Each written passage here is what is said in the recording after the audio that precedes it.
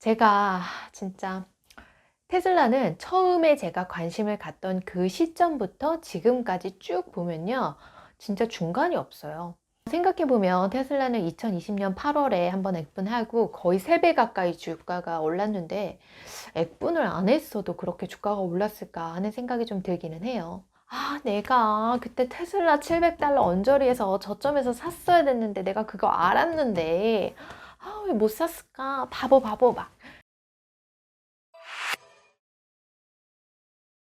반갑습니다, 주주님들. 오늘은 테슬라 액면 분할 이슈에 대해서 이야기를 해드릴게요. 요즘 빅테크 액면 분할 시대인 것 같아요.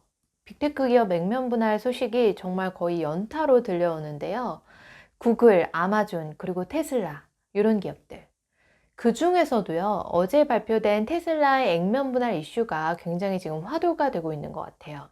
이 기업이 이제 액면 분할을 발표하자마자 주가가 8%나 급등을 했는데 어제는 주가 상승이 조금 쉬어가기는 했어요. 그래도 올랐죠? 0.7% 정도. 아직 이게 테슬라가 정식적으로 액면 분할을 하겠다 그렇게 결정한 것도 아니거든요. 그냥 운만 띄운 건데도 시장이 진짜 이 정도로 반응을 하다니 너무 좀 신기하고 대단한 것 같아요. 제가 진짜 테슬라는 처음에 제가 관심을 갖던 그 시점부터 지금까지 쭉 보면요. 진짜 중간이 없어요. 냉탕과 열탕을 오고 가는 그런 느낌이 좀 드는데요. 그래도 테슬라가 좀 장기적으로는 괜찮을 것 같다라고 하는 생각이 들어가지고 제 포트폴리오에 담았거든요. 근데 마음 졸이는 거 싫어하시는 분들 있잖아요. 나 정말 두근두근 하면 난 잠을 못 자. 그런 분들이라면 이 테슬라 주식은 좀 피하는 게 좋겠다 하는 생각이 듭니다. 사실 액면 분할은요, 기업의 시가총액에 어떤 영향도 주진 않아요. 액면 분할이 액면가를 떨어뜨리고 그리고 주식 수를 증가시키는 그런 방법이거든요. 액면가가 1,000원이던 거를 10분의 1로 분할한다 라고 하면 10배만큼 주식 수가 증가하는 거예요. 가격은 10분의 1로 낮아지는 거겠죠. 이렇게 액면 분할을 한다라고 하면 단지 주식의 거래량을 늘리는 그 정도만 의미가 있는 거고요. 액면 분할을 한다라고 해서 기업의 가치가 변화하는 것은 아니에요. 그렇지만 주주님들은 대부분 좋아하시죠? 한 주당 가격이 저렴해지니까 신규 투자자분들 유입도 좀 늘어나고요. 그런 유입 때문에 기관 투자자분들도 이제 이 상승세에 올라타기도 하고 그러면서 이제 주가가 더 많이 오르는 그런 경향성을 띠게 돼요. 이렇게 되면 이제 주가가 단기적으로 오르는 그런 호재가 될 수 있겠죠. 근데 저 같은 경우에는 기쁨 반 걱정 반 그 정도가 있어요. 기쁜 건 왜냐하면요. 이게 주식 수가 늘어나잖아요. 예를 들어 제가 주식 100주를 가지고 있는데 10분의 1로 액면 분할을 하면 1000주가 돼요. 그러면 또 이제 기분이 좋아지는 거죠. 이게 숫자가 늘어나면서 왠지 모르는 기쁨도 함께 늘어나는 거예요. 근데 액면 분할을 하는데 걱정이 되는 건 무엇일까요? 그 액면 분할이 좋은 소식인 것만은 아니거든요. 제가 반대 관점의 이야기도 해드릴 거예요. 그래야지 여러분들께서 또 과도한 이 기대를 하지 않으실 거고요. 무리한 투자를 하지 않으실 거예요. 주식을 쪼개면 어떤 일이 발생하느냐? 부안을 동하는 그런 투자자분들의 세력이 늘어나요. 이게 뜨거운 열기가 막 느껴지니까 투자자분들이 우다다다닥 막 달려가는 거죠. 하지만 이런 분들은 어때요? 하락장이 오면은 정말 훅 달아나 버려요. 이렇게 이제 투자자분들이 무리지어가지고 이렇게 막 몰려다니는 그런 세력을 부안해동하는 세력이다라고 저는 이름을 붙이는데, 이런 부안해동하는 세력은 개인일 수도 있고요, 기관일 수도 있어요. 호재가 나왔을 때 주가가 조금 덜 오르고 악재가 나왔을 때 주가가 조금 덜 빠지고 그러면서 장기적으로 우상향해 나가는 게 사실은 장기 투자자분들께서 가장 바람직하다라고 두는 거 아닐까요? 근데 주식시장에 부안해동하는 세력이 진입을 하면요, 그런 흐름이 조금 흔들려요. 그리고 주가가 롤러코스터를 타게 되는 거죠. 지금의 테슬라가 딱 그런 느낌이 좀 있어요. 하지만 이제 테슬라에 대해서 이 기업이 펀더멘털이 워낙 좋으니까 탄탄하니까 장기적으로 우상향할 거라는 확신이 있어서 저도 역시 이 기업에 이제 투자를 하고 있는 건데, 그래도 이제 너무 롤러코스터 장세를 타는 거는 가끔 부담스러울 때가 있어요. 이런 롤러코스터 장세가 되게 쫄깃하다고 즐기시는 투자자분들도 있는 것 같은데, 저는요, 위로 올라가는 롤러코스터는 되게 좋은데 떨어지는 롤러코스터는 너무 싫어요. 당연한 건가? 근데 지금처럼 이렇게 주가가 막 치솟잖아요. 그러면 또 머지않아서 폭락하는 시점도 오긴 올 거예요. 제가 전에 말씀드렸는데 상승과 하락 그리고 폭락과 폭등은요 함께 존재하는 것이다, 그렇게 말씀을 드린 적이 있어요. 그래서 이렇게 좀 상승이 계속 이어질 때 항상 마음의 준비를 할 필요가 있는 것 같아요. 너무 근데 테슬라의 경우에는요 상승과 하락의 진폭이 커서 빚내서 투자하기는 좋은 종목은 아닌 것 같아요. 마음이 너무 쫄리고 조급해지기 때문이에요. 그러면 일론 머스크는 왜 지금 이 시점에 이렇게 액면 분할을 결정을 하려고 할까요? 테슬라 기업의 행보를 보면 지금 계속 공장 짓고 있고 R&D 투자하고 있고 이렇게 확장해 나가고 있잖아요. 이런 상황에서는 투자금이 많이 필요할 거예요. 근데 액면 분할하면 주식 한 주당 가격이 좀 낮아지잖아요. 사고팔고 이렇게 하기가 쉬워지니까. 그래서 이제 개인 투자자분들의 거래가 증가하고 개인 투자자분들의 자금이 밀려 들어올 거예요.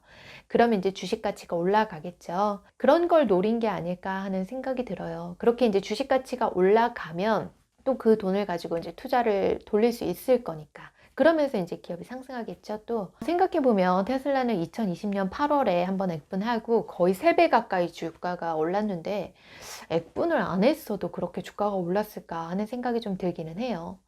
이게 소액 주주분들이 대거 유입을 하면서 주가 상승의 원동력이 좀 된 것 같거든요. 그리고 이 상승으로 또 투자하고 공장 늘리고 또 기업 더 발전하고 이런 좀 장기적인 이런 사이클로 가고 있는 것 같은데 나쁘진 않은 것 같아요. 주주 입장에선. 근데 지금 문제가 또 하나 있다면 시기상으로 좀 아슬아슬한 게 있어요. 10년물 채권 그리고 2년물 채권의 그 장단기 금리차 역전 일보 직전의 상황이거든요. 이게 거의 0.06까지 왔어요. 장단기 금리차는 경제 위기의 선행 지표로 활용된다라고 제가 지난번에 말씀드린 적이 있는데 이거 요즘에 투자자분들이 대다수가 다 알고 계신 것 같아요. 이 장단기 금리차가 지금 당장 내일 역전돼도 이상하지 않겠다 싶을 정도로 많이 이제 떨어졌어요. 근데 이런 시기에 액분을 해서 주가를 일시적으로 부양한다? 그러면 또 머지않아서 폭락도 오지 않을까라고 하는 게 좀 걱정이 들기는 합니다. 미국 주식 같은 경우에는 액면 분할을 하면 많은 경우에 이제 꽃길을 걷게 되는 것 같아요. 근데 좀 국내장은 다른 것 같다는 생각도 드는데요. 액면 분할의 나쁜 예를 좀 찾아봤어요. 대표적으로 삼성전자와 네이버죠. 이 두 기업은요, 액면 분할 소식이 나온 그 직후에 주가가 크게 뛰었어요. 그리고 그 이후로 몇 년 동안 주가가 좀 크게 오르지는 못했어요. 삼성전자는 액면 분할 이후에 한 달 동안 주가가 하락했는데 삼전 액분한다고 그 마음 들떠가지고 투자하신 분들 굉장히 많으시거든요. 제 주위에도 그렇고요. 근데 이렇게 액면 분할하고 나서 너무 이렇게 크게 하락하니까 상심도 크셨어요. 그러니까 액면 분할로 주가가 오를 거다라고 하는 기대에 너무 크게 갖지는 마시고요. 제가 국장하고 미장 이렇게 비교를 했지만 사실 가장 중요한 거는요, 그 기업의 장기적인 펀더멘털이에요. 이 장기적인 미래 가치에 집중을 하는 투자를 하시는 편이 훨씬 더 낫다라는 생각이 듭니다. 액면 분할해서 테슬라 주가가 급등한다고 막 우리가 좋아할 게 없는 게 그거 막 당장 파실 거 아니잖아요. 근데 폭등 바로 뒤에는 또 폭락이 있으니까 그거 이제 마음에 준비하시면서 심호흡 한번 크게 하시고 이런 위기 상황 헤쳐나가시기를 바랍니다. 이렇게 요즘에 이제 상승장인데 상승장이 오면 한탄하시는 분들이 있어요. 내가 그때 테슬라 700달러 언저리에서 저점에서 샀어야 됐는데 내가 그거 알았는데 왜 못 샀을까? 바보 막 이렇게 하시는 거죠. 이런 걸 우리 껄무새의 한탄이다 라고 이야기를 하죠. 그리고 그 껄무새의 한탄은 무한 루프로 이제 반복돼요. 자, 그러면 이 껄무새 분들께서 그때 저점에서 왜 좋은 주식을 못 샀을까? 이거 왜 그런지 제가 잘 알아요. 다른 데 물려 있어서 못 샀을 가능성이 굉장히 큽니다. 제가 다 알아요, 그 마음을. 테슬라 주가가 한 700달러 언저리에서 왔다 갔다 할 때 딱 느낌이 오실 거예요. 이건 사야 돼. 딱 그 마음이 드셨을 건데 돈이 다른 데 다 물려 있으면 어때요? 현금이 없잖아요. 그럼 살 수 있는 돈이 없어요. 이거 제가 언제 경험을 해봤냐면요.